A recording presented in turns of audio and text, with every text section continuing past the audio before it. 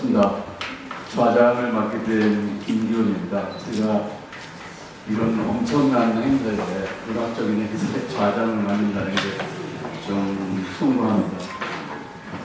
75년도 대학에서 입학해서 산림학을 계속 연구해 와서 올해로 거의 50 이상의 차가 되어 있습니다. 산림이나 나무에 대해서는 제가 조금 지식이 있을지 몰라도 문학에 대해서는 지식이 많이 없기 때문에 혹시 토론을 이끄는데 실수하는 것이 있다 할지라도 여기로 용서해 주십시오. 말씀을 드렸습니다.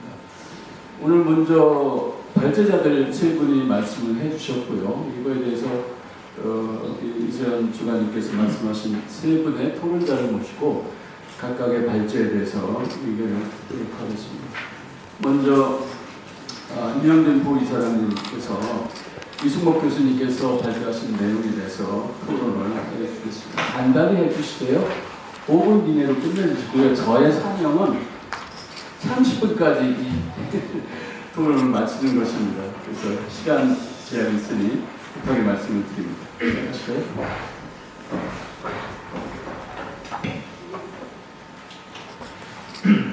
네, 반갑습니다. 저는 산림문학회 임영준입니다. 사실 시간이 짧아서 사족은 불필요한데 그럼에도 불구하고 처음에 저희 토론을 해달라고 했을 때 부담이 굉장히 됐습니다. 사실 제가 산림행정은 오래 했지만 이런 인문학적 소양이 굉장히 부족해서 이 토론자로서는 어울리지 않다고 사양을 했었는데도 불구하고 이렇게 토론을 맡게 되었습니다. 특히 오늘 세 분의 발표를 들어보니까 어쩌면 이런 산림 문학이 무엇인가라는 주제를 가지고 이렇게 긴 글을 쓸 수가 있을까 하는데 저는 굉장히 감동을 받았습니다. 그래서 저는 어떤 이 산림 문학이 문학적으로 어떤 그런 특성을 갖고 있고 또 앞으로 어떤 발전을 해야 되는가 하는 것에 대해서는 사실 잘 모릅니다. 그래서 저는 짧은 시간에 한 가지만 추가적으로 제안을 드리도록 하겠습니다. 세 분 발표는 워낙 잘 깊이 있게 정리를 해 주셔서 더 이상 이론이 없는 것이고 다만 이승복 교수님께서는 발표하신 중에 앞으로 우리 산림 문학이 문학의 하나의 장르로 발전할 수 있을 것이다 라는 부분에 있어서는 굉장히 감동을 받았습니다. 늘 산림 문학이 무엇인가라는 그런 의문과 함께 이런 게 과연 하나의 장르가 될 수 있을까 하는 그런 걱정과 우려가 있었는데도 불구하고 이승복 교수님께서는 하나의 장르가 될 수가 있고 또 그러기 위해서는 우리 산림문학회와 또 우리 산림문학인들이 어떤 역할을 계속 해 나가야지 될 것이다 하는 것을 제시를 해 주셔서 크게 공감을 했습니다. 앞으로 우리가 산림문학이 하나의 문학 장르로서 더 확정성 있게 나가기 위해서는 앞으로 이런 산림문학도 산림행정 용어로 좀 정의가 될 수 있고 특히나 또 법률적 용어로 정의가 될 수 있다면 우리 산림문학이 지향하는 그런 일들을 더 활동성 있게 해나가지 않을까 이렇게 생각이 듭니다. 비근한 예로 과거에 우리가 산림문화라는 그런 용어도 2005년에 산림문화에 관한 법률이 제정되면서 그 산림문화 활동이 하나의 커다란 행정 영역으로 발전할 수가 있었습니다. 뿐만 아니라 이 산림문화라는 게 2005년에 정의가 됐었는데 2015년에는 산림복지라는 또 용어가 법률적 용어로 정착이 됐습니다. 그러던 중에 사실은 여기 몇몇 분은 아시는 분도 있겠습니다만은 2016년, 17년에 산림복지에 대해서 논쟁이 많았습니다. 과연 산림복지라는 용어가 적합하냐 해서 심지어는 산림복지라는 용어를 더 이상 사용하지 말고 다른 용어로 대체해야 된다고 문제제기가 있었을 때 이미 2015년에 법률로 제정이 됐고 또 기관이 설립이 됐고 또 산림청의 산림복지국이 설립되었기 때문에 더 이상 거론할 수가 없다라고 얘기가 결론을 지은 적이 있습니다. 앞으로 우리가 산림문학이 더 확장성 있게 산림문학인들이 활동을 하고 또 국민들이 공감하는 하나의 문학 장르가 되기 위해서는 행정적으로나 법률적으로 용어의 정의도 필요하겠다 이런 생각이 들고요. 우리가 아까 우리 최명암 청장님께서도 잠깐 언급이 있었습니다만은 이 녹색문화, 산림문학의 세계화 우리가 2022년에 산림문학의 세계화를 한번 추진한 적이 있었습니다. 산림문학에 대한 그 개념 정리뿐만 아니라 우리가 산림문학 우리나라에서 시작된 산림문학도 세계화를 추진해 나간다면 유네스코가 인정한 우리가 산림녹화 성공국가이듯이 앞으로 정서녹화에 있어서도 우리나라가 선도적인 역할을 또 자리매김하지 않을까 이렇게 생각이 듭니다.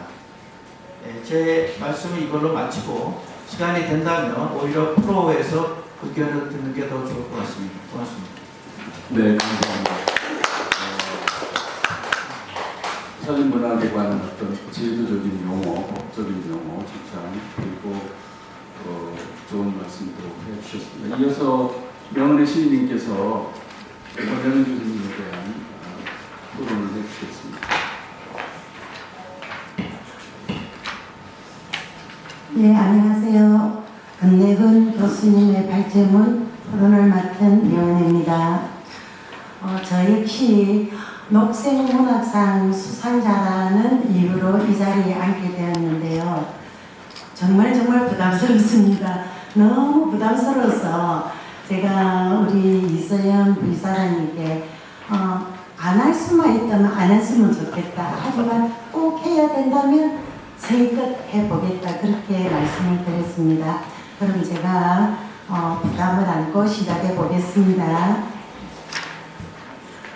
교수님의 깊이 있는 발제문은 잘 읽었습니다. 숲을 단순한 자연 풍경이 아니라 인간 존재와 미래 윤리를 함께 성찰하는 공간으로 읽어내신 점이 매우 인상 깊었습니다. 산림문학 작품들을 상실, 저항, 치유, 공동체, 미래의 숲이라는 5가지 유형으로 체계하에 설명해 주신 부분에서 산림문학의 현재적 가치와 방향성을 새롭게 생각하게 되었습니다. 무엇보다 문학을 통해 생태 감수성과 공존의 윤리를 함께 짚어주신 점이 깊이 공감하며 많은 배움을 얻었습니다. 그리고 한편 발제문에서는 숲을 인간과 분리된 독립적 존재이자 행위자로 규정하고 있지만 실제 작품들 속에서는 숲이 인간 감정의 반영물처럼 읽히는 부분도 있었습니다. 이러한 긴장을 어떻게 설명해야 할지도 궁금했습니다.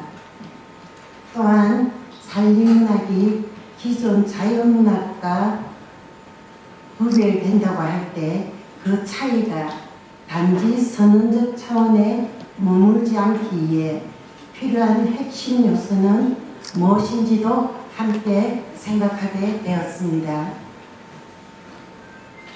특히 인상 깊었던 점은 산림문학을 단순한 자연 예찬이 아니라 인간과 생태 공동체의 미래를 함께 고민하는 문학으로 확장해 해석하신 부분이었습니다. 2019년 이후 작품 흐름을 통해 산림문학이 환경 위기 시대의 새로운 감수성과 윤리를 담아내고 있다는 분석 역시 매우 의미 있게 다가왔습니다. 다만 일부에서는 이상적 방향 제시는 풍부했지만 실제 작품 분석이 다소 선언적 개념 중심으로 흐르는 측면도 있어 이론과 실제 문학적 성취 사이의 간극에 대해서도 생각해 보게 되었습니다. 그럼 교수님께 질문 하나 드리겠습니다. 산림문학이 환경 담론의 확장에 머무르지 않고 독자에게 실제 문학적 감동과 미학적 완성도를 동시에 확보하기 위해 가장 필요한 요소는 무엇이라고 보시는지 궁금합니다. 네, 수고하셨습니다. 이어서 김준태 수비관님께서 최강 총장님의 대발품을 포함해 주셨습니다. 감사합니다. 네, 안녕하세요. 앞에 써있는데 김준태입니다. 생태인문학을 공부하고 있습니다. 지금 우리 산림문학회 편집위원으로도 일하고 있습니다. 오늘 산림문학의 특성과 발전 방향 발제해 주신 우리 최병환 총장님 고견을 경청했습니다. 감사드립니다. 한국 산림문학회 태동부터 지금 기후위기 시대 자연기반 해법으로서의 문학을 강조하시고 또 문화의 영역으로서 산림문학 특성과 발전 방향을 제안해 주셨습니다. 제게 주어진 시간이 5분인데 이제 우리 57쪽 갖고 계신 자료 57쪽 다시 이렇게 복기를 하시면서 우리가 우리 산림문학회의 발전 방향에 대해서 같이 모색해보는 그런 5분이 됐으면 좋겠습니다. 50쪽 보시면은 산림과 인간의 상호작용으로 형성되는 총체적 생활 양식, 이렇게 우리 법률에서 정의하는 산림문화, 그리고 UN 산림 원칙 성명에서 지향하는 문화적 가치까지 이를 지지하는 방안으로 총장님께서 인문학적 이목을 주목하였습니다. 또 한국 산림문학이 가장 선두에서 인문학적 영감을 보양하고 가치를 부여하는 역할을 할 것도 강조해 주셨습니다. 지금 우리 사회에서 산림이란 아직도 그 물적 자원으로서의 활용과 관리에 무게중심이 있음을 부인할 수 없습니다. 따라서 발제에서처럼 산림문학의 위상은 우리 숲사랑, 생명 존중, 정서 녹화 등 산림의 문화적 가치 확산을 지지하는 핵심 기반이라 이렇게 생각하고 있습니다. 산림문학의 특성은 언어를 매개로 숲과 생명의 가치를 진작하고 이를 통해 사람 세상을 아름답게 하는 데 있다고 할 것입니다. 그런 면에서 우리 발제에서 강조하는 산림문학의 특성은 구체적이고 매우 시사적입니다.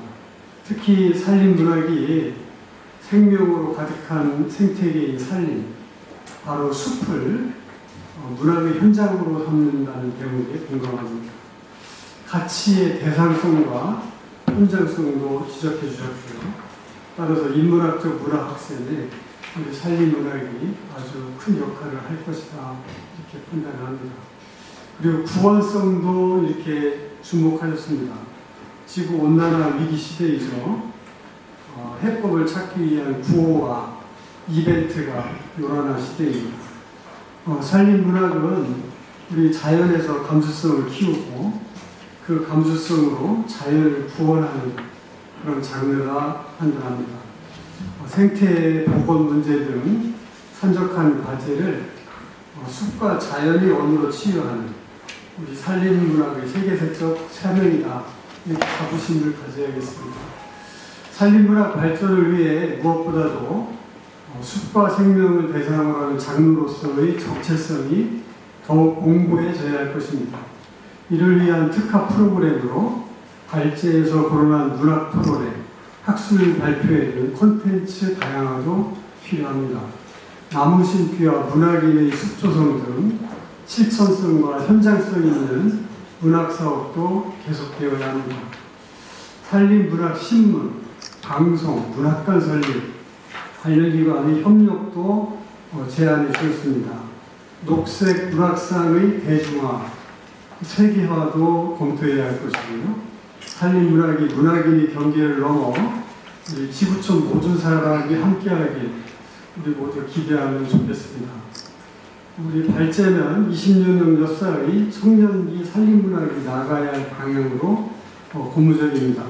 산림문학이 산림의 영혼이 되어 산림을 가치 있게 해야 한다. 라는 의견에 주목합니다. 그리고 문학은 역사를 움직이는 사람의 마음을 움직인다는 대목에 공감합니다. 산림문학이 우리 한국산림문학회가 지켜가야 할 경구라 이렇게 여깁니다. 그래서 덧붙입니다. 우주, 지구, 숲과 생명, 그리고 사람의 시간에 이르기까지 우리 빅 히스토리의 그 대서사와 융합하는 통찰, 그리고 그를 위한 숲 인문학 교실, 독서 토론 등 산림과 문학의 이분법적 구도를 극복하는 노력, 나아가서 자연 생태와 문학의 지혜를 융합하는 프로그램과 정책도 구체화되어야 할 것입니다. 이는 30, 40대 연령층의 우리 산림문학에 대한 관심과 참여 확대에도 기여할 거라 생각합니다.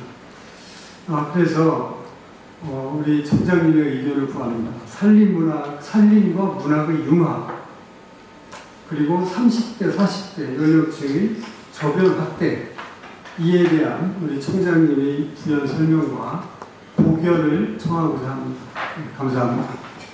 네, 감사합니다. 시그널에 열렬한 토론 감사합니다.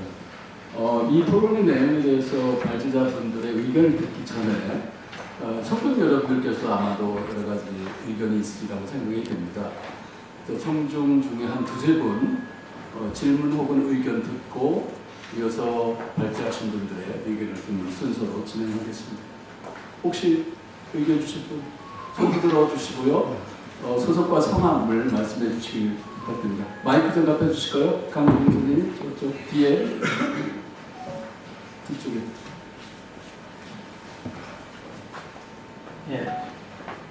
네, 지리산 문학관장 김현수입니다.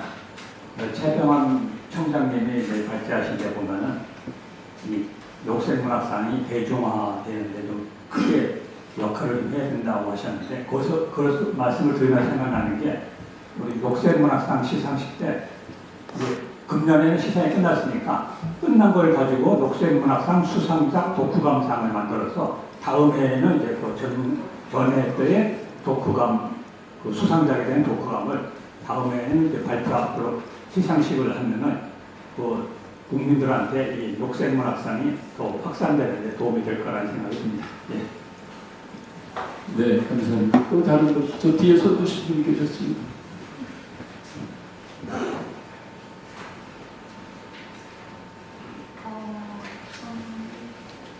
한국 소설가협회 소설가 이란 사람입니다. 마이크가 안 나오나요? 소리를 키워주시죠. 지금 제가 산림문학회에 대해서 주변에 국제팬이나 아니면 기타 문인협회 등에서 인지도가 굉장히 올라가고 있고, 그리고 그 평에 대한 것도 관심이 많이 모아지고 있다는 걸 느낄 수가 있는데요. 현재 구성원 인원을 보면은 임업인과 그 다음에 문학인 이렇게 두 가지 부류로 볼 수가 있는데, 이 양적인 확대는 문인들 중심으로 해서 많이 이루어진 측면이 있고 인지도도 많이 올라간 측면이 있다고 생각을 합니다. 그와 함께 고려해야 될 부분에 대해서 생각을 하는데요. 지금 한국 산림문학회 창립 취지를 보면 임업인을 중심으로 해서 문집이 만들어졌었고, 가장 큰 결정적인 계기는 그 2000년 봄에 영동 지방에 큰 산불이 있었을 적에 그 산불이 휩쓸고 지나가 허전한 빈산에 풀씨를 뿌리듯 촘촘히 뿌린 글자가 마침내 아까시 꽃이 피기를 기다리는 사람들이라는 문집으로 태어났다는 그러한 내용들이 기재가 되어 있습니다. 저는 이 문구를 보면서 문인들의 그 살림의 문인이 아닌 그 임업인들의 그 살림에 대한 깊은 이해와 애정을 느낄 수가 있었거든요. 그리고 그러한 그 내적인 이해와 마음들이 모여서 글로써 피어났다라고 생각합니다. 꽃처럼. 그리고 그러한 활동들이 이어져서 문인들과의 관계가 생성이 되었다고 생각하는데요. 현재 그 녹색문학상이나 이러한 부분들은 일반인들과 함께 이루어지는 경쟁하는 측면들이 있고 또 다른 분야의 시상들도 일반인 내지는 문인들 중심으로 이루어져 있는데 이 창립 취지를 돌아보았을 적에 임업인을 중심으로 해서 그 삶에 대한 이해와 그런 글들이 애정이 좀 더 다른 측면에서 일반인들과 혹은 문인들과는 더 결이 다른 깊이서 바라볼 수 있는 그러한 글들이 공모전이나 그런 것들을 통해서 발현이 되면 어떨까라는 생각을 했거든요. 그래서 일반인들과의 경쟁이 아니라 임업인 중심의 그런 공모전을 산림청과 함께해서 주최를 하면은 좀 더 의미가 있지 않을까 하는 생각을 해보았습니다. 감사합니다. 네, 감사합니다. 또 다른 의견 주실 분? 네. 말씀 주시고. 네. 저는 이제 산림문학에 대해서는 구체적으로 잘 모르지만 제가 또 엉뚱하게 얘기를 하고 싶은 게 있습니다. 이미 르네상스 시대에 산림문학을 전개했다. 르네상스 시대의 문학이라는 게 다 자연 예찬이고 산과 나무와 숲이거든요. 그래서 어떻게 보면 오늘 세 분이 발표도 하셨지만 산림문학의 정의의 조합을 다 있어요. 숲사랑, 생명존중, 녹색환경보전, 정서 녹화. 기가 막히게 쓴 거거든요. 저 주제를 중심으로 해서 쓴 글, 시, 소설, 산문, 수필 또 있는데 요지는 종전의 르네상스 시대와 지금의 산림문학의 차이점은 뭐냐? 제가 볼 때는 그 당시는 이 산업혁명 이전의 그 르네상스 시대, 지금은 산업혁명 이후에 그런 산림 르네상스를 내가 들어주고 있는 사람인데 이게 그로 인한 이제 기후 위기와 연계가 되거든요. 그래서 요즘 이제 요약하면 저게 플러스 알파로 저는 지속 가능성, 회복 탄력성 이게 이제 큰 두 개의 쳇바퀴로 돌아가서 더 나아가서는 이제 지구와 인류와 생명의 숲 이 세 가지의 관계를 가지고 글을 쓰는 문학이 아닌가 그런 생각이 듭니다. 그래서 제가 볼 때는 산림문학이 굉장히 지금 발전하고 있는데 더 발전하려면 여러 가지 이유 뭐가 있겠지만은 지구와 인류와 생명의 숲 왜 지속 가능성, 회복 탄력성. 그 지속 가능성이 뭐냐? 크게는 두 가지. 시간적 개념은 현 세대뿐만 아니라 미래 세대가 우리가 살아가는 데 필요한 걸 어떻게 이 문학적으로 이렇게 표현하느냐. 두 번째는 이 공간적 개념에서는 경제, 환경, 사회, 문화 전체를 지금 문화만 얘기를 해서는 잘 안 된다고 해요. 산림문학이 이게 지구, 인류, 생명의 숲과의 관계에 있어서 경제적 가치, 환경적 가치, 사회문화적 가치 이거를 통섭의 개념으로 컨실리언스 개념으로 해서 같이 문학으로 이렇게 글로 이렇게 써야 될 거 아닌가. 그러다 보면 저는 이게 유치원, 그 다음에 초등학교, 중고등학교, 학교 교육에서부터 부업을 시켜야 된다. 아까 제가 말씀드린 것처럼 이미 르네상스 시대의 자연, 산과 나무와 숲. 근데 플러스 이제는 거기에 뭐가 붙어 있느냐? 이와 더불어 살아가는 사람들. 이 사람이 들어가야 되거든요. 그러니까 사람이 우리 산과 나무와 숲과 사람과의 관계. 그러니까 아까 인간 존중도 있고 생명 존중도 다 있는데 그래서 이 패러다임을 그쪽으로 조금 더 넓혀가면서 방법론에서는 아이를 자라나는 초등학교부터 중고등학교까지 요 커리큘럼도 이게 이 과목이 어떻게 되는지 모르겠는데 요거는 이제 민간 부분 말고 이제 우리 사진청 청에서 원래는 정부가 끼어나면 재미가 없어요. 얼마 전에 뭐 축구 개혁위원회 문체부 장관이 들어간다고 해서 말 전에 공무원 출신이지만 장관이 들어가면 개혁이 안 돼요.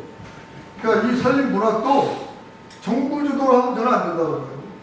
정부는 문학 발전에 필요한 게 뭔가 또 조금 이 아픈 구석 그래서 정부가 이끌어갈 거 아까 교육 분야 뭐 이런 분야는 좀 더 커리큘럼을 바꾸고 이렇게 학교 교육부터 잘 나가면 그로 인해서 이게 요즘 뭐 애들 문해력도 좀 없어졌다고 그래요. 문해력이 없잖아요. 책을 안 읽잖아요.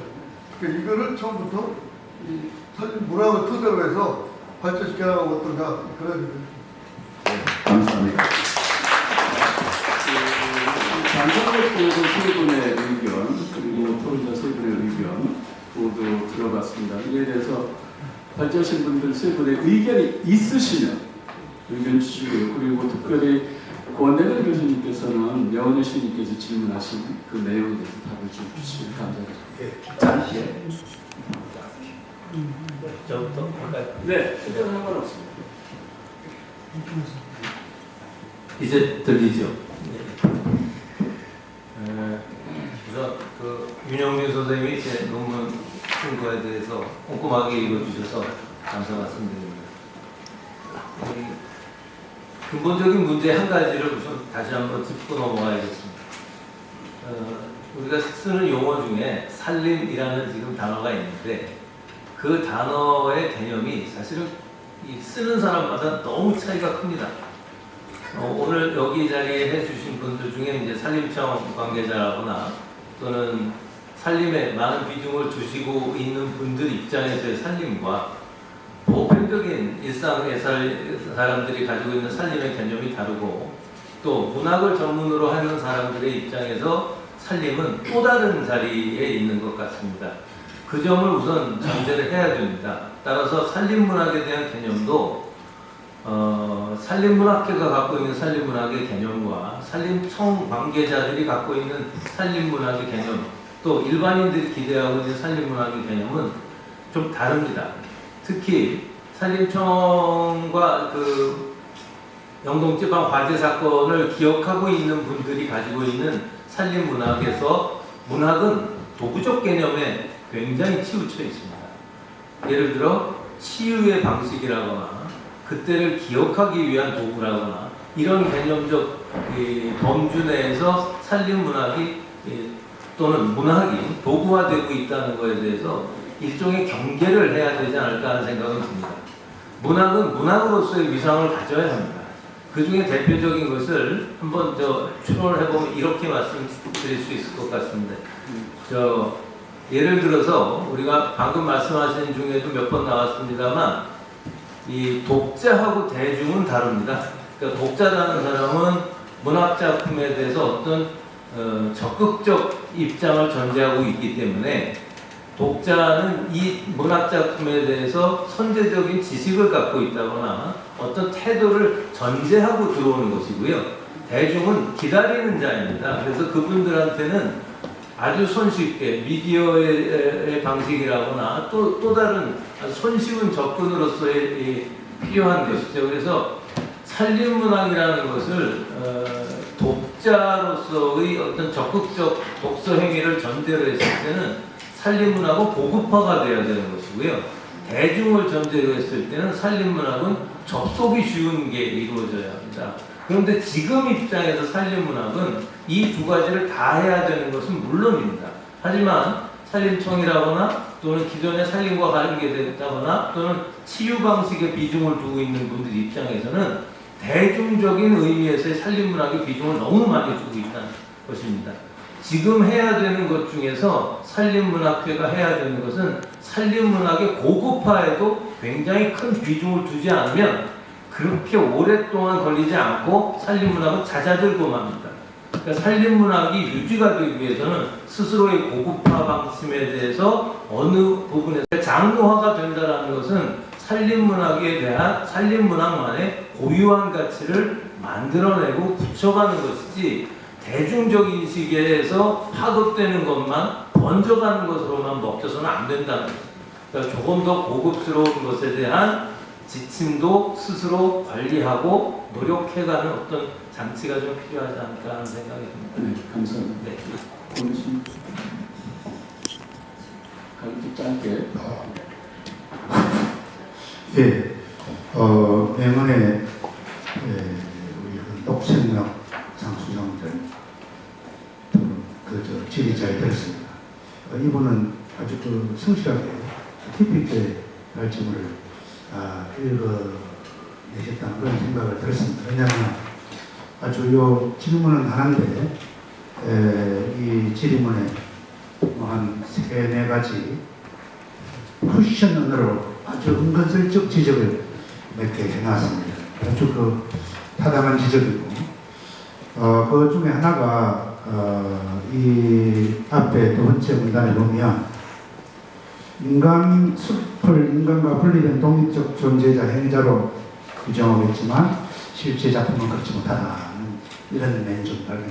예, 그건 잘 본 것 같습니다. 왜냐하면 그 2가지 측면에서 제 역량의 부족일 수도 있고 또 작품이 이런 제가 규정한 산림문학 미래성, 개념성에 따라오지 못했을 그런 2가지 경우를 설정해 볼 수 있습니다. 저는 왜 신유물론이라든지 라투르의 ANT론이라든지 또 하몬의 객체지향 존재론 이런 미래 지향 철학에 관심이 많다 보니까 또 우리 산림문학도 그쪽으로 나아가야 되는데 그런 이론의 작품이 현재까지는 따라오지 못하는 있다 보니까 그 작품과 이론과의 분석에서 개입이 좀 있었다 이런 제가 인정을 하고요. 다음에 이제 자연문학과 산림문학이 어떻게 구별되느냐, 핵심 요소는 뭐냐 이런 게 있었는데 요거는 한 4가지 생태성, 대상성, 공간성, 실천성 이런 측면에서 시간 관계 때문에 설명을 할 수 있습니다. 4가지 차원에서 또 자연문학과 산림문학이 다를 수 있고요.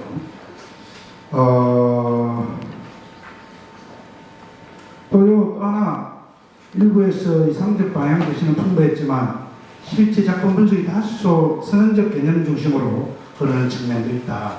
이것도 제가 아까 첫 번째 답변과 비슷합니다.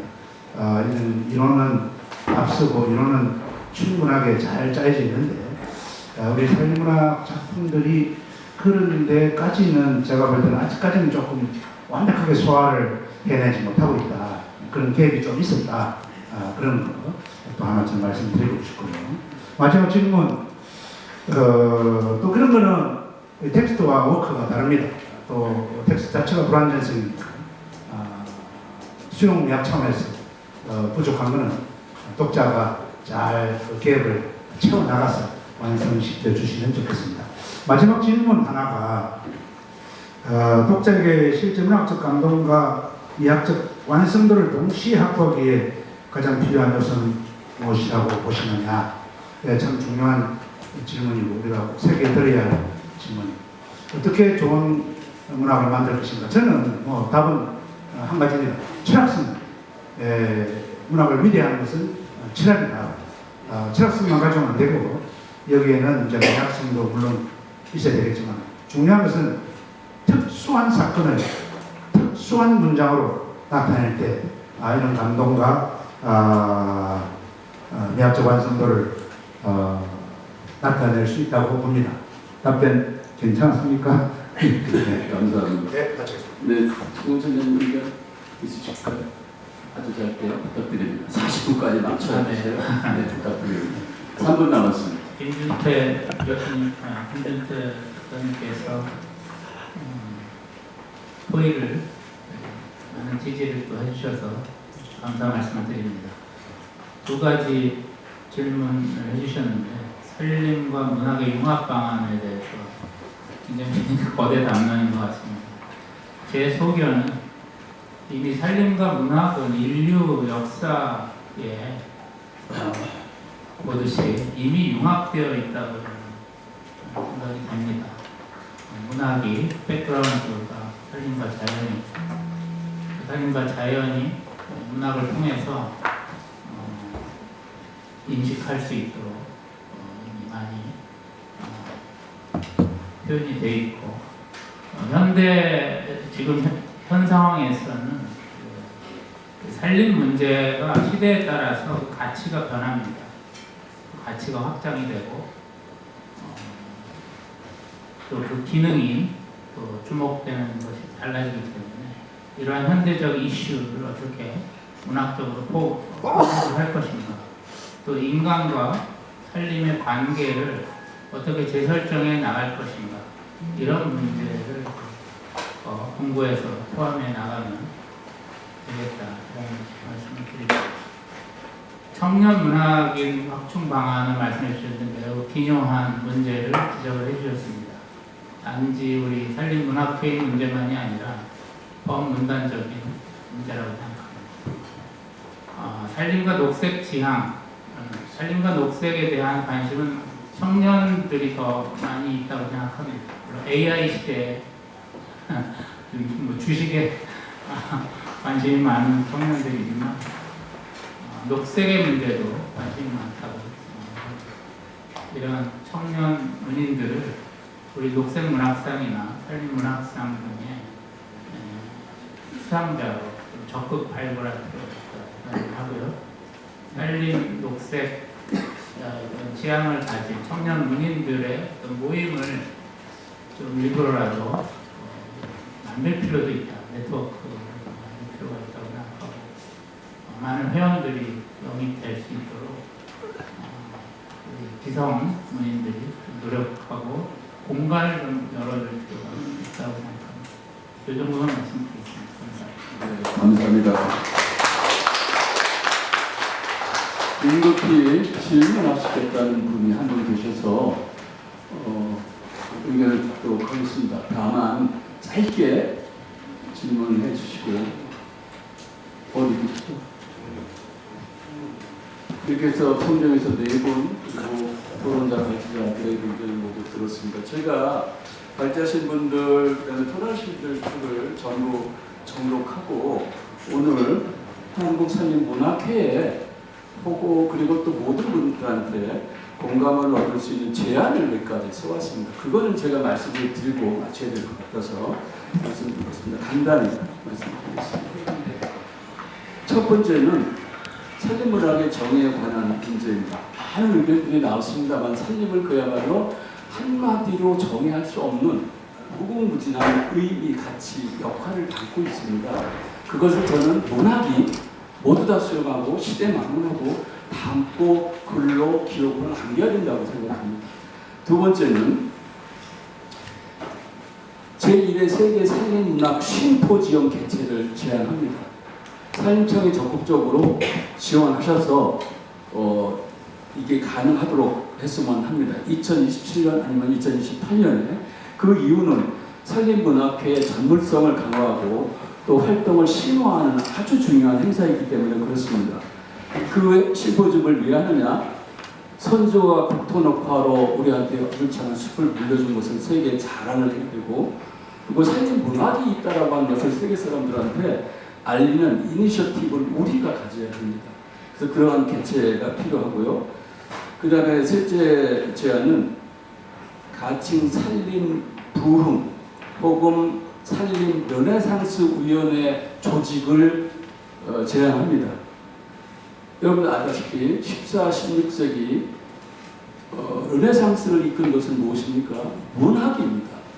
문학이 세계의 정신을 이끌고 있는 그런 문화의 장르이기 때문에 문학으로 우리 한반도에서 이태리 반도가 아니라 우리 한반도에서 산림 르네상스 제2의 산림 르네상스를 이룩하자는 그런 활동을 위한 조직이 필요하다는 제안을 드립니다. 세 번째 마지막으로는 우리나라가 선진국이라고 자랑하고 있습니다만 경제적으로 여러 가지 방산산업 등등 그런 내부를 들여다보면 자산률 세계 1위입니다. 이혼율 세계 1위입니다. 그리고 매일같이 신문지상, 텔레비전, 뉴스를 꽉 채우는 것들이 전부 혈연을 대상으로 일삼는 끔찍한 살인사건입니다. 우리나라를 외국에서 동방예의지고 고요한 아침의 나라, 평화와 자유를 사랑하는 나라 이렇게 인식하고 있는데 국가는 부유해졌지만 정신세계는 완전히 피폐했습니다. 이것을 무엇으로 회복시킬 수 있을까요? 바로 문학입니다. 삶의 아름다움을 읽고 그것에 감동받지 않는 사람은 없을 겁니다. 그래서 우리나라 선조가 기록해놓은 국토녹화의 울창한 숲을 대상으로 문학의 시로, 수필로, 소설로 국민들의 마음을 정서순환 이런 분들이 용어를 쓰기도 합니다만은 순환시켰을 때는 다시 문자 그대로 동방예의지고 그리고 고향 아침의 나라 백성 같은 그런 우리 민족의 특성을 다시 회복할 수 있지 않을까 하는 생각을 합니다. 아마도 우리 이세연 주관님은 이 행사를 위해서 1년 이상을 요심조사 준비하셨을 겁니다. 제가 집에 비우니 눈이 쏙 들어간 그런 느낌이 들더라고요. 그만큼 많이 준비하신 것에 대해서 감사드립니다. 토론해 주신 세 분, 발표해 주신 세 분, 청중에서 질문해 주신 세 분, 그리고 방청하신 모든 분들 감사드립니다. 비가 며칠씩 계속되고 있습니다만 사실은 우리가 맹하의 시절에 와 있습니다. 이 시절에 우리가 기억할 수 있는 200의 시 한 편 있죠. 여름날의 산중에서 숲에서 이런 제목의 시인데 그 내용을 보면 무더위에 집안에서 부채를 이렇게 흔드는 것도 귀찮고 그러니 부채 접고 숲으로 가서 옷을 벗고 여름을 지내자 그런 내용이더라고요. 여러분 올여름 폭염에 집에서 부채를 접고 숲으로 가서 피자 하시면서 좋은 식사, 좋은 시어 이런 것들을 좀 생각하시면 어떨까 감사합니다. 여러분 모두 감사드립니다. 세상 중에 있다라는 정의가 오히려 더 합리적이다라는 생각을 하게 되었습니다. 바꿔 말씀드리면 산림문학은 어떤 개념 규정이 필요하기보다는 지금 자라나고 있는 상태에서 앞으로 어디를 향하고 있는지를 목도하고 있는 일종의 촉진을 해야 할 상황이구나 하는 생각이 들었습니다. 그래서 지금은 이번에 제가 발제한 논문은 이 논문이기보다 어떤 의미에서는 로우 데이터를 잘 정리해 놓은 정도의 성과입니다. 그래서 언젠가 조금 더 산림문학이 자기 정체성을 확립하기 시작하고 실제 작품에서 어떤 이 안정화된 가면 그때쯤 다시 한번 제가 정리해서 어떤 논문을 쓰도록 간단히 이 글에 쓰인 제 생각을 정리해 말씀드리겠습니다. 저를 포함한 이제 많은 학자들이 그렇게 얘기하겠습니다만 인문학에서 일반적으로 얘기하는 이 학문적인 어떤 단계가 있을 텐데 그 단계 중에 첫 번째가 개념의 성숙 그리고 정체성에 대한 개념 또는 정의에 대한 개념을 합니다. 그 까닭은 이제 그 이후에 추진되는 모든 논의는 그 개념과 정의에 근거해서 이루어지기 때문입니다.